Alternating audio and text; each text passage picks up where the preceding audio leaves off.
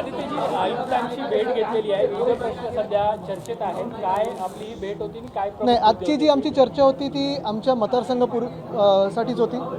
तसं पाहायला गेलं तर वरळीतले जे आमचे स्थानिक विषय आहेत, मग सेंचुरी मिलची आमची ट्रान्झिट असो किंवा सेंचुरी मिलचं जे रिडेव्हलपमेंट आहे, तिकडच्या स्थानिकांना प्रत्येकाला घर मिळालं पाहिजे, ह्या सगळ्या गोष्टी, मग कुठे पाण्याचा प्रश्न होता, कुठे शाळेचा प्रश्न आहे, या विषयावरच चर्चा झाली. तर वरळीचे आमचे सुनील शिंदेजी, मी, किशोरीताई आहेतच आणि आमचे सगळे नगरसेवक स्थानिक घेऊन आलेलो. मोकळ्या जागेचा खास करून मुद्दा चर्चेत आहे. आपण काही ठिकाणचे मुद्दे उपस्थित केलेले आहेत. त्या मोकळ्या जागेंचा लढा हा फार मोठा आहे.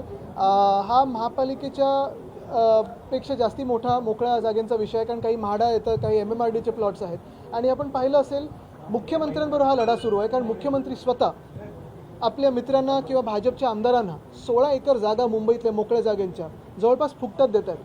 म्हणजे तो जो एक अंधेरीतला प्लॉट दिलेला आहे, जवळपास 400 कोटीचा प्लॉट 21 लाखात दिलेला आहे आणि 21 लाख पर इयर म्हणजे काहीच नाही. 2 म्हाडाचे प्लॉट फ्री ऑफ कॉस्ट दिले. त्याच्याविरुद्ध आमचा मोर्चाची तयारी सुरू आहे.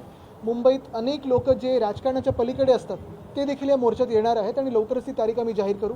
दुसरं म्हणजे जो आमचा नेव्हिल डिसूचा फुटबॉल प्लॉट आहे, तो फुटबॉल टर्फ आहे, तिथे देखील आज कोर्टातून एक चांगली ऑर्डर मिळाली आणि कोर्टाने सांगितलेलं आहे की पुढचं हिअरिंग होईपर्यंत महापालिकेने काही ॲक्शन घेऊ नये.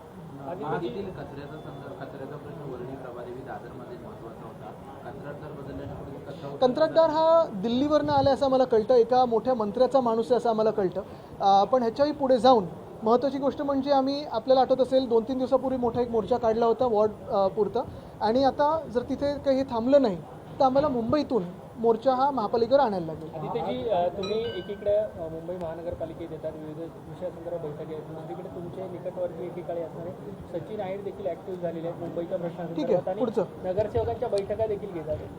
चांगले. आदित्यजी, आणखी महत्त्वाचं, सुधार समितीमध्ये आता पुन्हा एकदा म्हणजे मुंबई अध्यक्ष राजेशचे पत्र देतात आणि मग तो प्रस्ताव येतो आणि मग त्या भ्रष्टाचाराचं आरक्षण बदललं जातं. पुन्हा तुमच्या सुधारला पण तेच आहे. मुद्दा हाच आहे की भाजपने सर्व मुंबईतल्या जागा ढापायला हाती घेतलेल्या आहेत.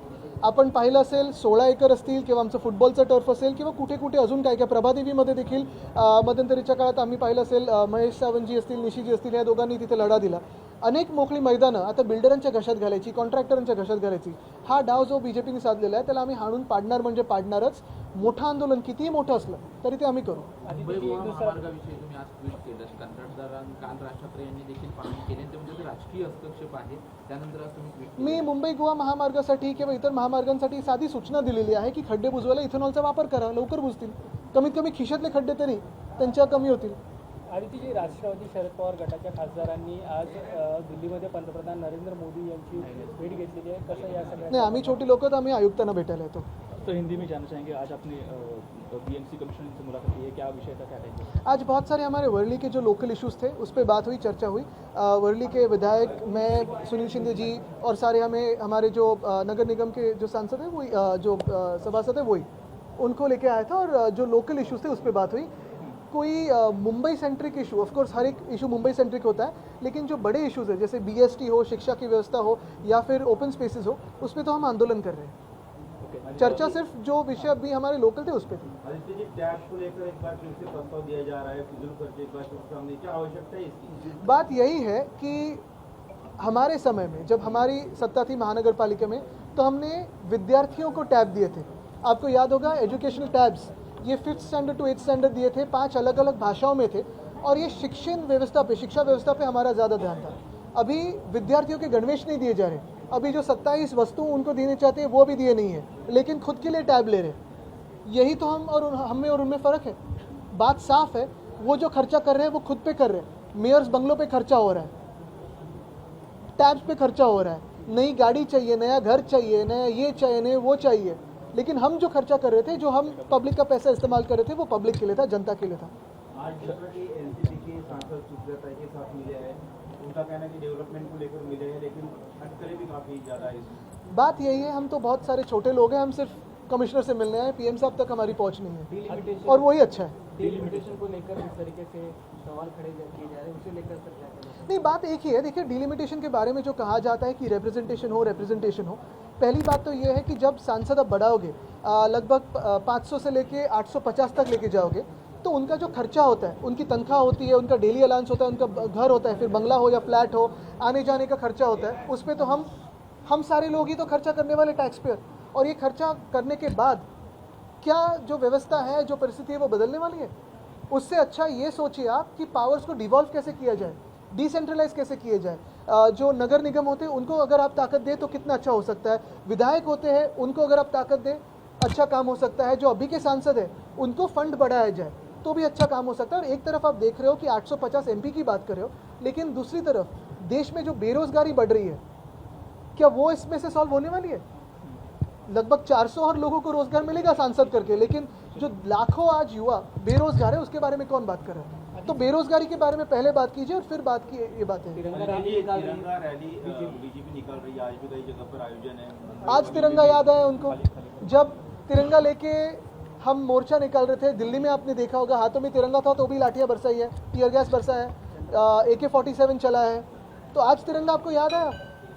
दूसरा कि तिरंगा रैली में वो सवाल उठा रहे कि जो लोग वंदे मातरम नहीं गाएंगे, वंदे मातरम का जब बिल आ रहा था तो प्रधानमंत्री महोदय और होम मिनिस्टर कहाँ थे? क्या ये अपमान नहीं है वंदे मातरम का?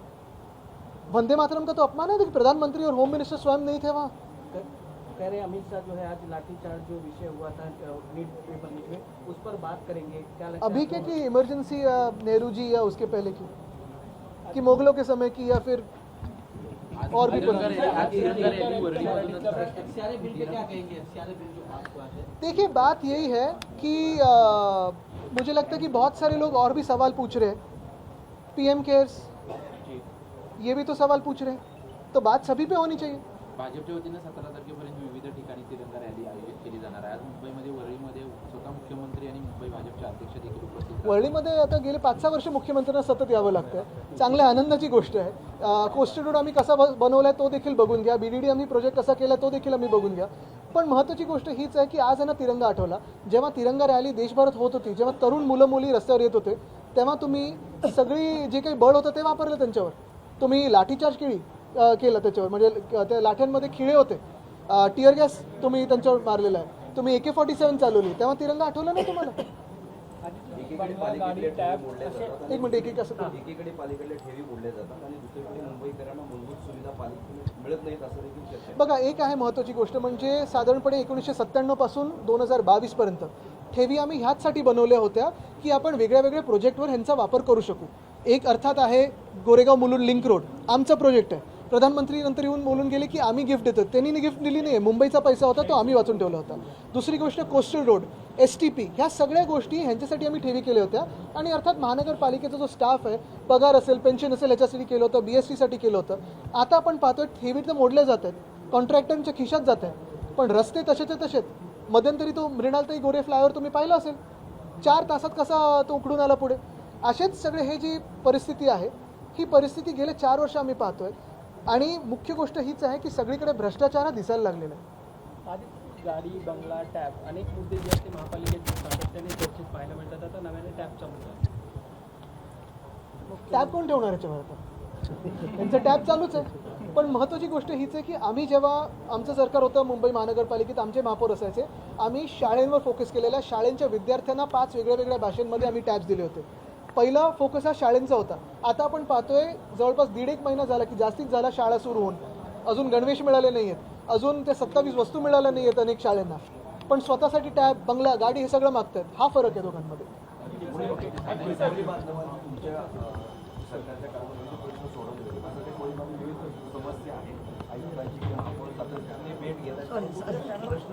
एक मिनिट, हा पण हे कोणाचं?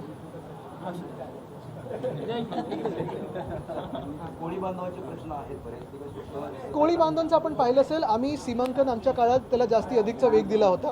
त्यानंतर अजूनही अनेक ठिकाणी जिथे जिथे कोळीवाड्यांमध्ये SRA घोषित करण्याचा प्रयत्न होतो तिथे आम्ही कोळी बांधवांसोबतच राहतो। तिसरी गोष्ट म्हणजे धारावीमध्ये अदानीचे लोक अजूनही कोळीवाड्यात घुसून ती जागा कमी करण्याचा प्रयत्न करतात, तिथे आम्ही लढा देतो। आणि जिथे जिथे भाजप ह्या जागा ढापू इच्छिते आम्ही तिथे लढत राहू।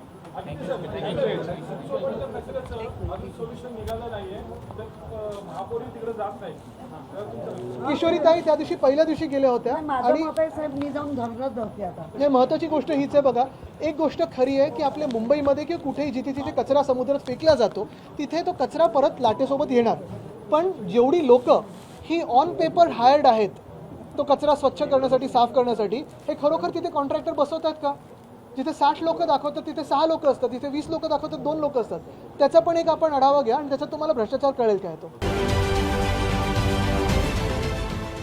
देश विदेशातील प्रत्येक घडामोडींचे लाईव्ह अपडेट मिळवण्यासाठी आता साम टीव्हीच्या सर्व सोशल मीडिया प्लॅटफॉर्मला लाईक, फॉलो आणि सबस्क्राईब करा.